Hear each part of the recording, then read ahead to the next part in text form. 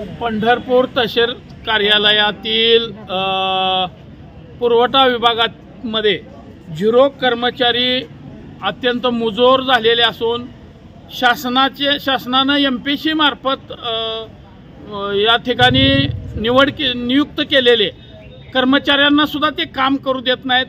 त्यांनी प्रचंड असा या तालुक्यामधील पुरवठा विभागात भ्रष्टाचार सुरू केलेला आहे। अनेक रेशन कार्ड बदलणे, नावे तफावत करणे, अंत्योदय योजनेतील जिल्ह्यामध्ये कुठेही परवानगी नसताना अंत्योदय योजनेतील नवीन कार्ड तयार करणे व अशा अनेक प्रकार या ठिकाणी पंढरपूर तहसीलच्या पुरवठा विभागाच्या कर्मचाऱ्याच्या माध्यमातून होत आहेत। त्याविरुद्ध काल आम्ही जिल्हा पुरवठा अधिकाऱ्यांना पत्र दिलेलं आहे।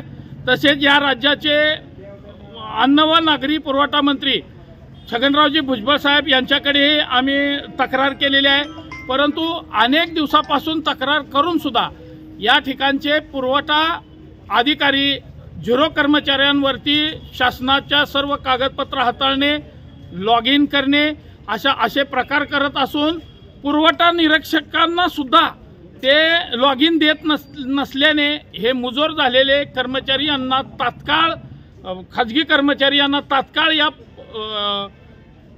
तहसील आवारात येण्यास बंदी घालावी, अन्यथा सर्व रेशन दुकानदार व सामान्य नागरिकांच्या वतीनं या तहसील कार्यालयासमोर तीव्र स्वरूपाचं आंदोलन करण्यात येणार आहे।